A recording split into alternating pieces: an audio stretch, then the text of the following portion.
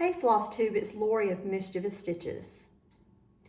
Over the past couple of videos that I've made, I've talked about my mania plans, and part of my mania plans were to finish up several of these Foxwood crossing sleds. So with the posting of the videos and the posts that I have made on Instagram with my works in progress and finishing of these sleds, I've got several questions. So I thought I would come in and do a quick tutorial to show you all how I do it, what I've learned, those kind of things. The Foxwood crossing kits that I purchased, I got them at Dixie Darling, and they came with already cut out pieces of the perforated paper. Those pages generally come in this size, about the same size as a piece of copy paper would come. They come in different colors. I have some that are metallic, and anytime I've used these, they have been for ornaments. This kit that I purchased from Dixie Darling, which is the home of Foxwood Crossing, already had the pieces cut for you, which I found to be really convenient.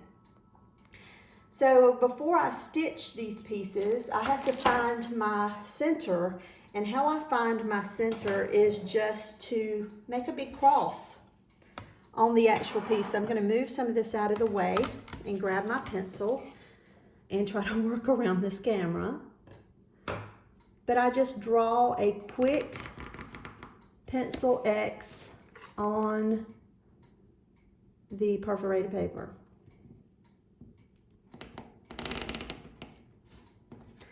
So there you go. So you can see that right here is the center of your piece of perforated paper.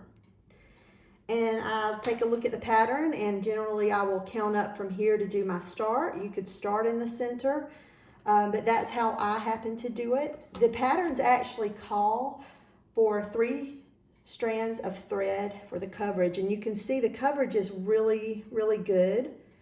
I know I'm going to get some questions about the pencil mark here. You can flip it over. This is just to help you to find your center. If you're concerned about that, just flip it over and stitch on the other side. You can still poke your needle through to mark your center if you need to, but it doesn't matter to me that it's on the same side as the marks, because you can't see through them. But this is the finish that I made last night, and we're going to finish this one up today. But just knowing the stitching of these, because you're stitching with 3 strands of thread, those holes can get pretty jam-packed with thread. So I really limit myself. I do travel, which in a normal piece, I do not travel any more than 2 threads. But on something like this, because I'm concerned of pulling the threads from the back by weaving my needle beneath these threads, I'm putting extra pressure on the paper from the front, because that needle's lifting up, if you know what I mean. It's kind of like tightening a ponytail holder in your hair. You're tightening it too tight. But with this, it's paper. It's not a natural fiber that's going to give. There's very little give in this paper. So I'm very mindful. I travel where I can instead of weaving under other threads, and that is even with starting and ending a thread. I try to use longer lengths of thread than I normally do, because once again, I want to limit how many times I have to run my needle beneath these stitches. And like I said, as you're running that needle through, it's going to pull from the bottom. It's going to pull these threads that are already there. So just be mindful of that. As you can see, there's no issues here. There's no puckering. It's just a little thicker on the back than normal, but it's not going to make a difference here. So what we're going to do now, this is so easy peasy, and I hope I can keep this in there in the frame, but also see it for myself, that I cut as close to the edge of those circles as I can. These are just my craft scissors. Please do not use your embroidery scissors for this. Not that any of you would, right? But you can tell that they have glue on them from the last finish. These particular scissors do. So it's one to hold that perforated paper.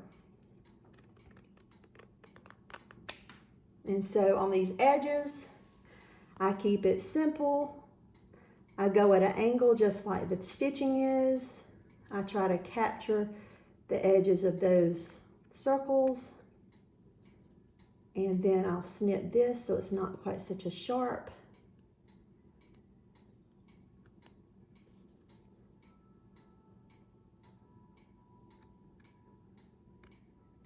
And you can see I'm gently moving my scissors. So once again, I'm just going to sharpen up those edges. I'm going to tighten them up a little bit.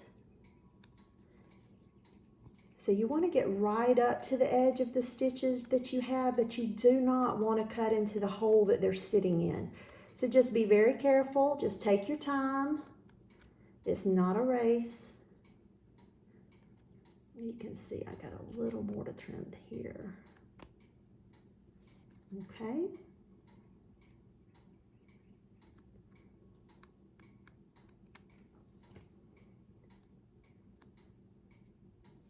Let me take a look at that. I don't like the look of this right here, so I'm going to take a smidge off there.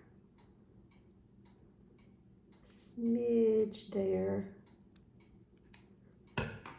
So there you go. So I've cut it out. It's still, I'm trying to look at it through this camera lens and keep my eye on it. It's still not, okay, there we go. That's better. So that's the bottom. But isn't that adorable? These are so much fun.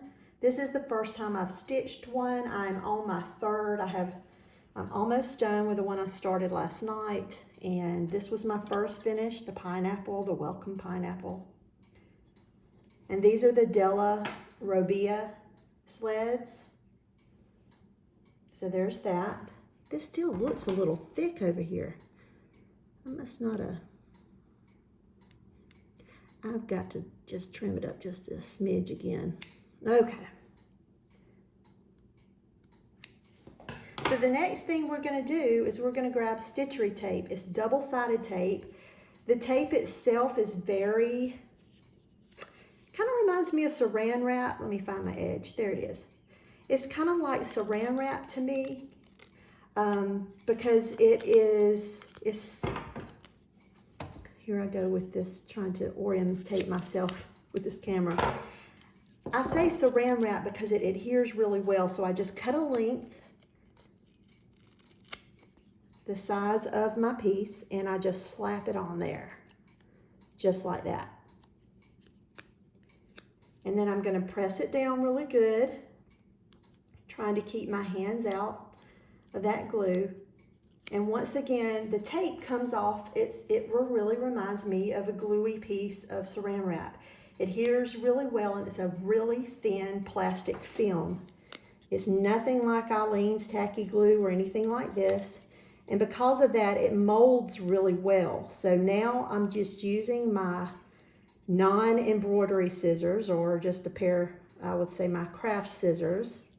They're just some cheap scissors from Walmart that I use for things like this. And I'm just going to cut that tape away from the back of that perforated paper. Because at this point,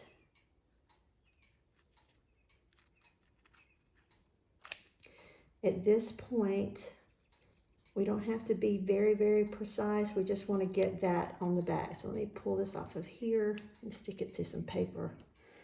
Okay, so there we go. Now, let me look at it from around this camera. Once again, I'm going to tidy up the tape, even though you know I'm going to pull that white backing off of the stitchery tape. I also don't want glue hanging around on the edges of my piece, so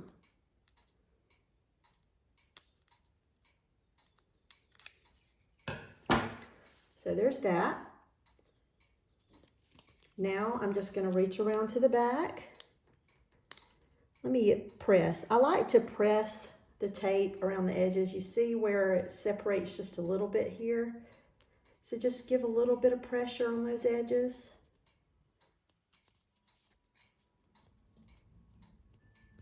Okay. and pull that tape away. Let me.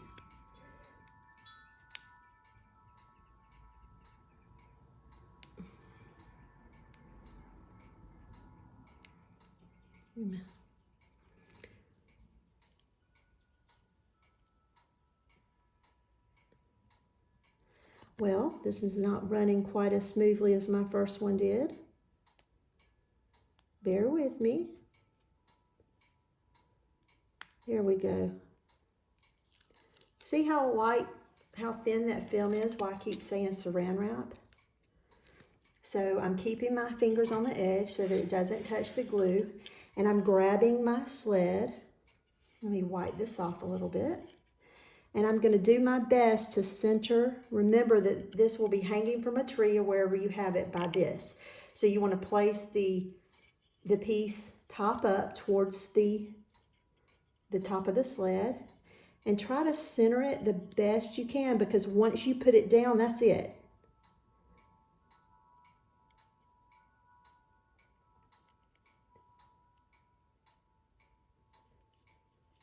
And press it down. And there you go. There's my finish on my second sled. There are many different patterns for these sleds. Like I said, I will link below Dixie Darling, which is in Pigeon Forge, Tennessee, which is the home of Foxwood Crossing. They have not only the large sleds, the small sled, there's also a medium-sized sled as well. They have many patterns. Like I said, I have enjoyed stitching these pieces so much that I will be ordering more. So I've been looking at all the different patterns. So the one that I'm stitching on right now is this one, which is the Della Robbia sleds. And the ones I will start probably next week sometime are the Snowy Barn. There's also assault boxes, there's pomegranates, there's quilt squares. There's also larger patterns. This is the next one that I have for the large sled, and this is River Road Church. And as you see, there's another chart in here for a small church on one of the small sleds. This one happens to come with the perforated paper. This one come directly from Dixie Darling. I'm sure that they can be found in other places, but what I'm going to link below for you is going to be I'm going to give you the shop information for Dixie Darling, give you their Facebook page. I'm also going to put a link for the stitchery tape. I found this on Amazon, so I'll list that there. If you have any other questions, don't hesitate to drop me those questions below, and I'll do my best to answer them. And if you decide to stitch a few for yourself, I'd love to hear back from you to see how you enjoyed it. Anyway, thanks for visiting with me. Thanks for liking, for subscribing. Everyone have a wonderful day. Bye-bye.